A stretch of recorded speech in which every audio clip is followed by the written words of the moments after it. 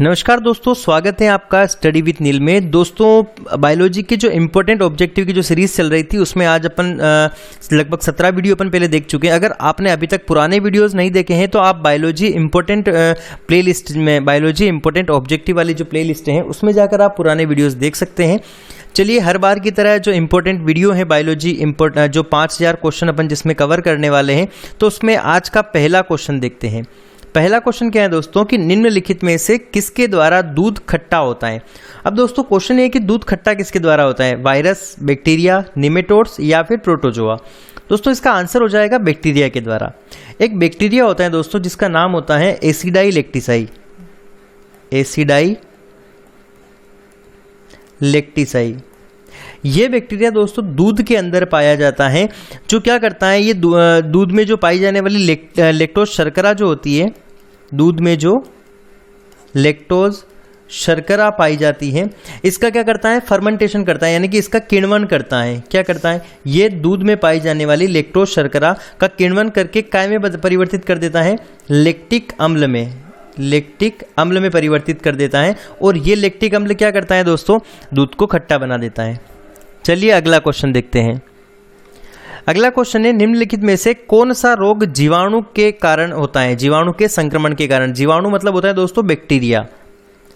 तो ऑप्शन है आपके पास पेचिश, दमा, कुष्ठ या फिर ये सभी। तो दोस्तों इसका आंसर क्या हो जाएगा, जो कुष्ठ रोग होता है, लेप्रोसी जिसे बोला जाता है, कुष्ठ रोग जो स्किन की डिजीज होती है, ये किसके द्वारा होती है, एक बैक्टीरिया के द्वारा होती है जिसका नाम क्या होता है, माइकोबैक्टीरियम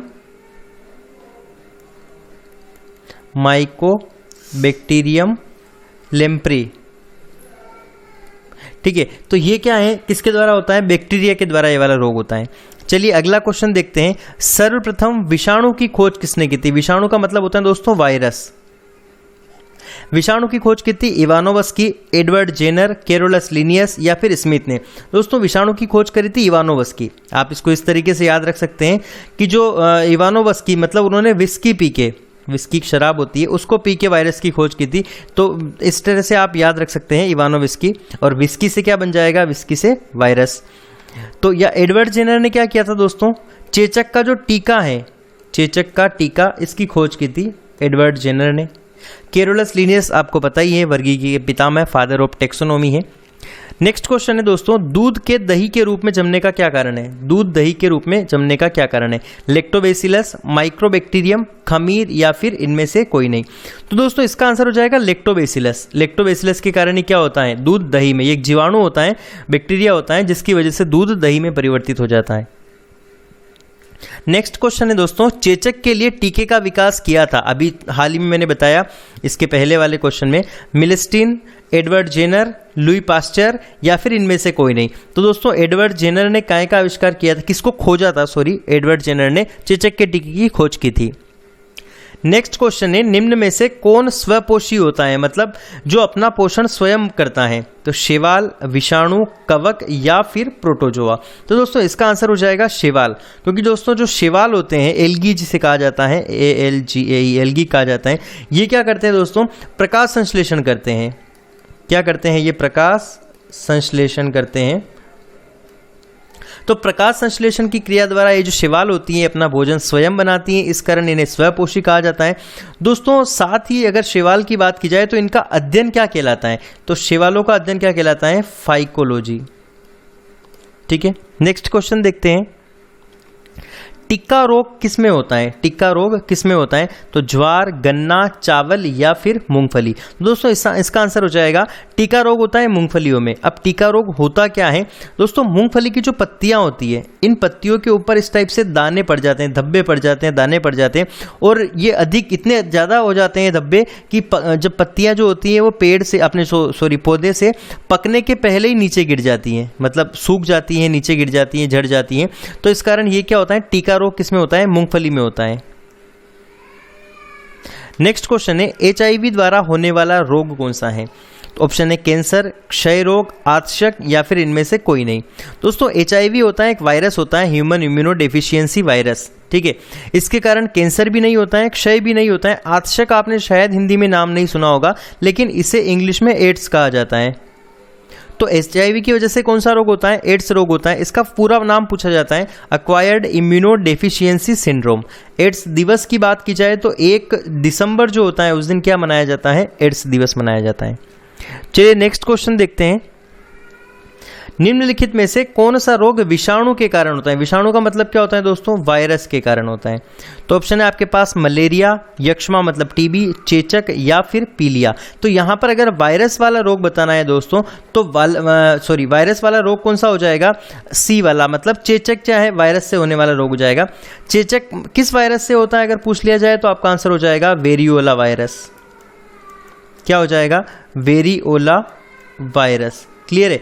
अगर दोस्तों आपसे पूछ लिया जाए कि मलेरिया, तो दोस्तों एक प्रोटोजोआ की वजह से होता है, मतलब मच्छर के जो संक्रमित मच्छर होता है उसके काटने से फैलता है। टीबी एक बैक्टीरिया की वजह से होती है जिसका नाम है माइकोबैक्टीरियम ट्यूबरकुलोसिस। ठीक है, तो इस टाइप से आप इसको याद रख सकते हैं। पीलिया का आपको पता होगा शायद, बेसिलस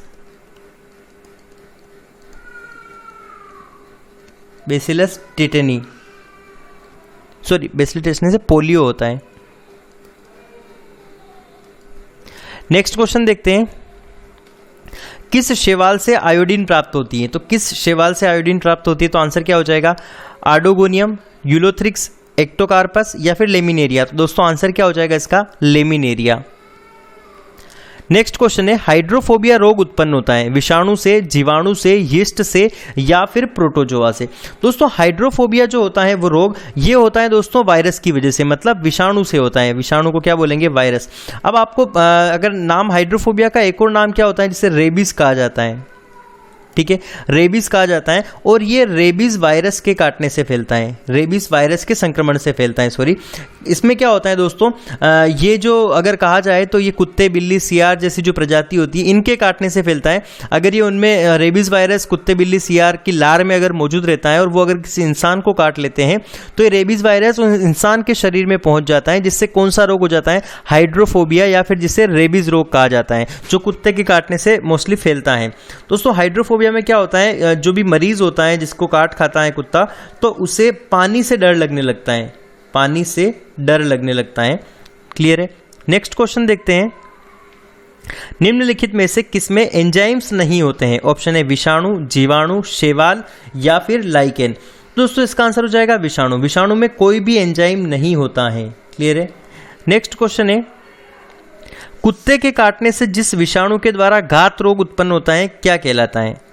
ऑप्शन है हेजा, पेचिस, मम्स या फिर हाइड्रोफोबिया। दोस्तों अभी मैंने थोड़ी देर पहले बताया इसके पहले वाले क्वेश्चंस में कि कुत्ते, बिल्ली, सियार इस प्रकार की प्रजाति के काटने से कौन सा रोग होता है? रेबीज या फिर जिसे हाइड्रोफोबिया कहा जाता है। चलिए नेक्स्ट क्वेश्चन देखते हैं। सार्स क्या है? संचार प्रणाली, विषाणु जनित रोग, कवक जनित रोग या इनमें से कोई नहीं? दोस्तों सार्स क्या होता है? इसे फुल फॉर्म होता है इसका सीवियर अक्यूट रेस्पिरेटरी सिंड्रोम। दोस्तों जैसा कि इसके नाम से लग रहा है कि रेस्पिरेटरी मतलब क्या होता है, ये श्वसन तंत्र का रोग है जो एक विशेष प्रकार का जो कोरोना वायरस होता है उसकी वजह से होता है। हाल ही में जो कोविड-19 हुआ था वो भी कोरोना वायरस की वजह से हुआ था, और सार्स रोग भी किसकी वजह से होता है? कोरोना वायरस की वजह से होता है। तो इसका क्या हो जाएगा? वायरस है मतलब क्या हो जाएगा? विषाणु जनित रोग हो जाएगा। विषाणु को वायरस कहा जाता है। नेक्स्ट क्वेश्चन है, खसरा या फिर जिसे मम्प्स भी कहा जाता है। तो दोस्तों खसरा निम्नलिखित संक्रमण के कारण होता है। किसके संक्रमण से खसरा होता है? तो आपका आंसर क्या हो जाएगा दोस्तों? जीवाणु, माइकोप्लाज्मा, विषाणु या फिर शैवाल। जो मम्प्स होता है वो वायरस की वजह से होता है। क्लियर है? जिसे खसरा को मम्प्स नहीं मीजल्स कहा जाता है। सॉरी, क्या कहा जाता है? मीजल्स या फिर खसरा। ठीक है, ये क्या एक तरह का दोस्तों संक्रामक रोग होता है। ठीक है, संक्रामक रोग होता है जिसका नाम अगर मीजल्स वायरस है तो किस वायरस से फैलता है? मीजल्स वायरस की वजह से फैलता है। नेक्स्ट क्वेश्चन है, आलू में मोजेक रोग का कारक तत्व है। तो ऑप्शन है फफूंदी, लाइकेन, जीवाणु या फिर विषाणु। तो दोस्तों इसका आंसर क्या हो जाएगा? फफूंदी। ठीक है, तो आलू में मोजेक रोग का कारण क्या होता है? फफूंदी के कारण, मतलब एक तरह से इसको क्या कहा जाता है? कवक होती है, इसके कारण क्या होता है? ये रोग होता है। नेक्स्ट क्वेश्चन है, जंतुओं में होने वाली फुट एंड माउथ रोग किसके कारण उत्पन्न होती है? जो फुट एंड माउथ रोग किसके कारण होती है? विषाणु, प्रोटोजोआ, जीवाणु या फिर ये सभी? तो इसका आंसर क्या हो जाएगा दोस्तों? अगर इसकी बात करें तो ये दोस्तों एक वायरस की वजह से होता है। जो फुट एंड माउथ डिजीज होती है एक वायरस की वजह से होती है, जिसे FMD foot and mouth disease भी कहा जाता है। हिंदी में इसे खुरपका मुंह पका, खुरपका और मुंह पका रोग भी कहा जाता है।